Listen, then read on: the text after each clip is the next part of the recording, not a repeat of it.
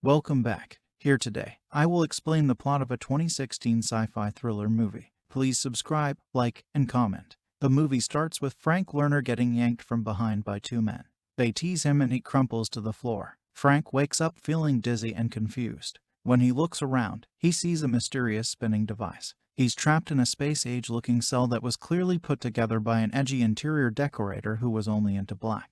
His abductors were kind enough to leave in one comfortable-looking chair. Frank's eyes are no longer blurry, and we get a proper look at the spinning device, the titular infinity chamber. A camera pops out of the roof and startles Frank. He is way too easy to sneak up on from behind. Even if you put 0 points into sneak, he still wouldn't notice you. A robotic voice speaks to Frank and exchanges pleasantries. The bot introduces himself as "You can call me Howard," and says that he is Frank's life support officer. We get a view of Frank's cell from Howard's control room. Joseph Fritzl vibes intense. Frank asks Howard why he is in the cell, but how he gives him vague answers and says he is just responsible for acclimating him to ISN habitat.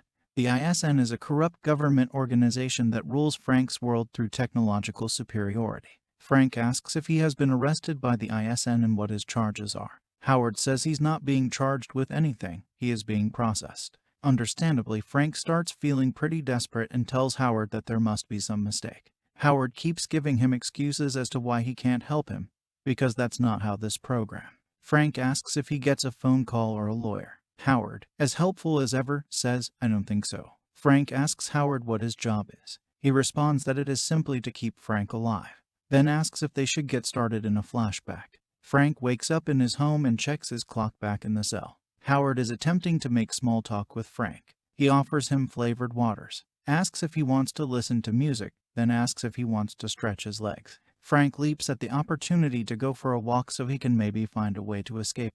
Howard appears to open the door for him, but instead brings a treadmill into his cell, further ruining Frank's day. Frank asks how long he is going to be detained in classic Howard fashion. Howard answers until you are processed in the flashback. Frank is now taking a shower. He enters a PIN code into a panel and looks surprised when it dispenses what appears to be a large key. He gives his good boy some food and a path back in the cell. Howard tells Frank that he was born in Austin, Texas, but grew up in a small town outside of. Frank tells Howard that his dog is locked in his apartment and that he will die if Howard doesn't contact someone and let them know. Howard says that's horrible, but then says he can't contact anyone because that's not how the program works. In the flashback, Frank travels on a train that encounters a man and he's down an alley covering his face when a drone flies over back in the cell. Howard asks Frank why he urinated on the floor. Frank asks where he was supposed to go because Howard didn't give him a bucket, the massive troll. Howard says next time he should just ask to use them. A door opens up showing a bathroom, further frustrating Frank. When he goes in, the door slams shut and we hear mechanical sounds coming from his room. When it unlocks, Frank discovers that the urine on the floor has mysteriously been cleaned. I wish my house had this feature in the flashback. Frank enters a restaurant. He orders a coffee from the barista back in the cell. Frank dispenses disgusting-looking vegetable soup into a bowl. It tastes even worse than it looks, but Howard assures Frank that it has all the vitamins he needs. When Frank asks Howard if he has ever tasted the soup, Howard responds that he doesn't have that information. Howard's robotic responses are starting to make Frank suspicious, and he starts saying Howard repeatedly. It doesn't matter if Frank screams or whispers Howard. Howard still replies with the same deadpan.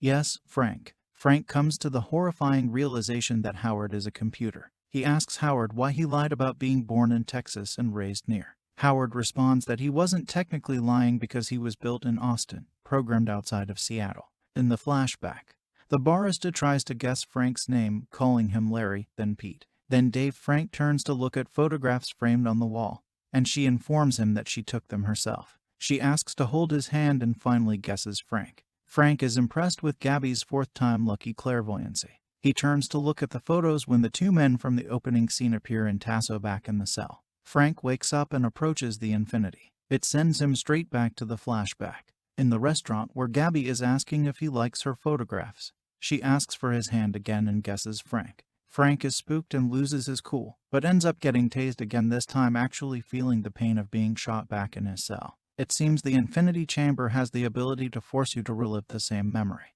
In a Groundhog Day meets Inception and the Matrix mashup, he asks Howard what the spinning device is. Howard gives a typical useless response saying he assumed it was mental. Howard tells Frank that he found an error in Frank's transfer codes to the facility and that there may be a way Frank can contact a human facilitator. All they have to do is break something in the cell, which will issue a repair request and alert a supervisor. They decide that Frank will break Howard's camera. Only problem is that Howard is programmed to trigger security response systems if he knows Frank is trying to damage him. Frank asks Howard to get him a coffee, then uses the opportunity to launch a surprise attack. Alarm sound and the room fills with gas knocking. Frank, when he comes to, he is strapped to a stretcher and being shuttled through the facility where ISN staff administer an injection. Frank is now back in the memory. Gabby sees that he's feeling despondent and offers him a free coffee. Just like the other memories, she attempts to guess his name. Frank is confused that the men who usually capture him haven't arrived and figures out that it's because he didn't pay for his drink this time. So the ISN identity scanner on the wall couldn't detect it. He takes a look at ISN hardware attached to the counter and orders a coffee to trigger. The ID that appears isn't Frank, so the ISN seems to have confused him with someone else. The two men appear as anticipated, and Frank is shocked back into reality in the cell. Frank attempts to explain to Howard that he is being detained because the ISN has mixed up his identity. But Howard says it's impossible for bioscan hardware to make a mistake. Frank can't remember the ID number from the memory, so he pulls up a chair near the chamber and gets ready to go back and to find it.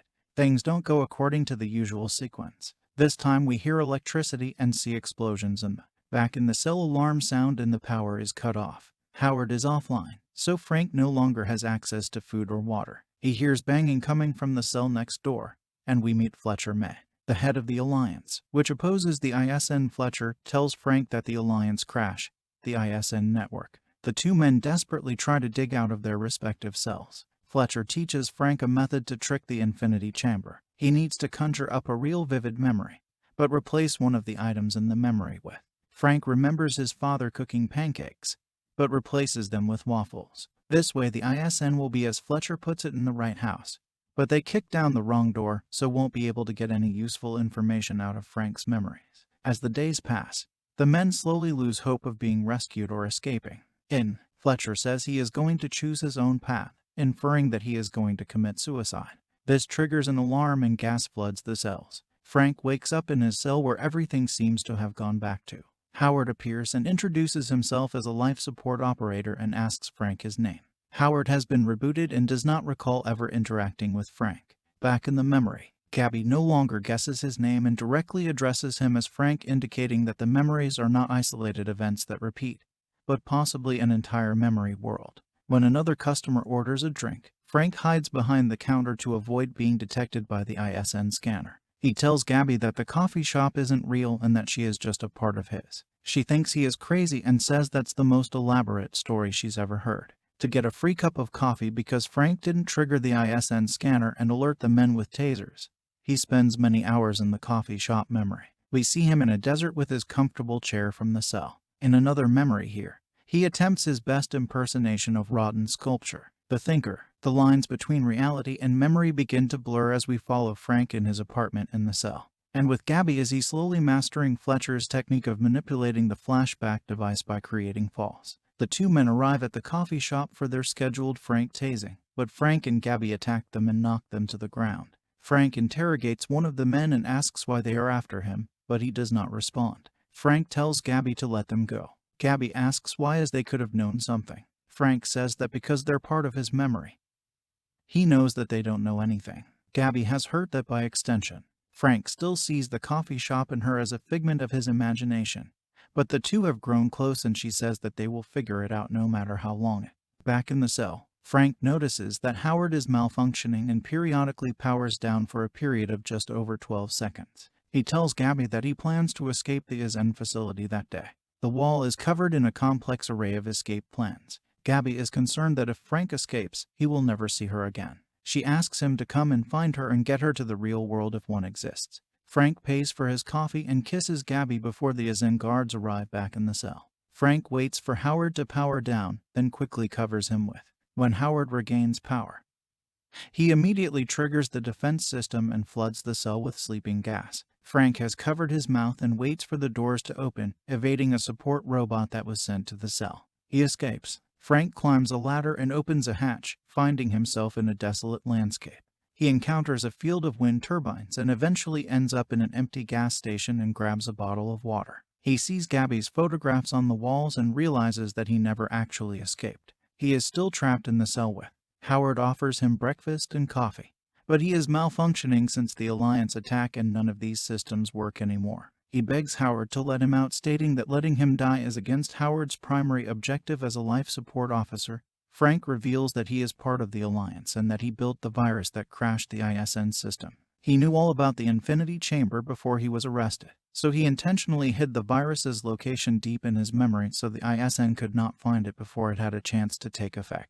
Frank asks Howard for some music and prepares to hang. Howard pleads with him to stop. Please stop, as does Gabby in his memory. Hurry, wake up! A rescue robot arrives and cuts him down, and Frank manages to escape the cell with Howard's ilk. He makes it to the empty control room and has an emotional farewell with Howard before powering him off permanently. Frank climbs the ladder again. This time it's snowing. Frank descends a mountain and stumbles upon the scene that Gabby. He is rescued by some hikers and the news reports that Frank was the sole survivor of an ISN entertainment center that was abandoned by all personnel nearly 2 years ago.